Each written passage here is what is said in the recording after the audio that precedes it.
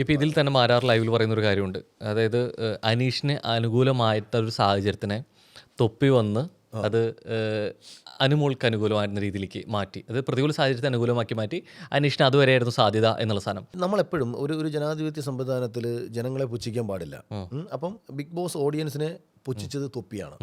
അപ്പോൾ തൊപ്പി വന്നിട്ട് വേറൊരു കാറ്റഗറിയിൽ നിന്നൊരു ആൾക്കാരെ വെച്ച് വോട്ട് പിടിക്കാൻ വേണ്ടിയിട്ട് ഒരു ആഹ്വാനം നടത്തുമ്പോൾ ബിഗ് ബോസ് കണ്ടുകൊണ്ടിരിക്കുന്ന ഒരു പ്രേക്ഷകൻ എന്താ തോന്നുന്നത്? ഞങ്ങളൊക്കെ ഉണ്ടാക്കന്മാരാണോ? അന്നേരം അയാൾ ആർക്ക് വേണ്ടിയിട്ടാണ് വോട്ട് പിടിക്കുന്നത്? അനീഷിന് വേണ്ടിയിട്ടാണ് വോട്ട് പിടിക്കുന്നത്. അപ്പം ബിഗ് ബോസ് കാണുന്ന ഒരു ഓഡിയൻസ് വിചാരിക്കും, എടാ ഞങ്ങൾ ഈ ഷോ കണ്ടുകൊണ്ടിരിക്കുന്നത് ഞങ്ങൾ തീരുമാനിക്കും ഇതിൽ ആര് ജയിക്കണോ ആര് തോക്കണമെന്ന്. എങ്കിൽ പിന്നെ നീ ഒന്ന് അനീഷിനെ ജയിപ്പിക്കും. അനീഷിന് ചിലപ്പം തലേ ദിവസം വരെ വോട്ട് കൊടുത്തുകൊണ്ടിരിക്കുന്ന ഒരുത്തൻ ചിലപ്പോൾ നാളെ തൊട്ട് അനുമോൾക്ക് വോട്ട് കൊടുത്തേക്കാൻ തീരുമാനിക്കും.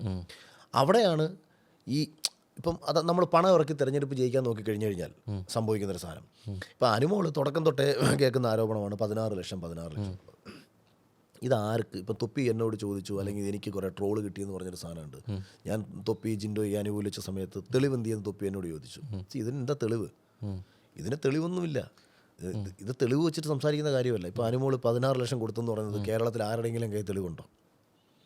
16 ലക്ഷം രൂപ കള്ളപ്പണമായിട്ടാണോ കൊടുക്കുന്നത്? അങ്ങനെയാണെന്നുണ്ടെങ്കിൽ 2 പേർക്കെതിരെയും കേസെടുക്കണം. മേടിച്ച വിനുവിനെതിരെ എടുക്കണം, കൊടുത്ത അനുവിനെതിരെ എടുക്കണം.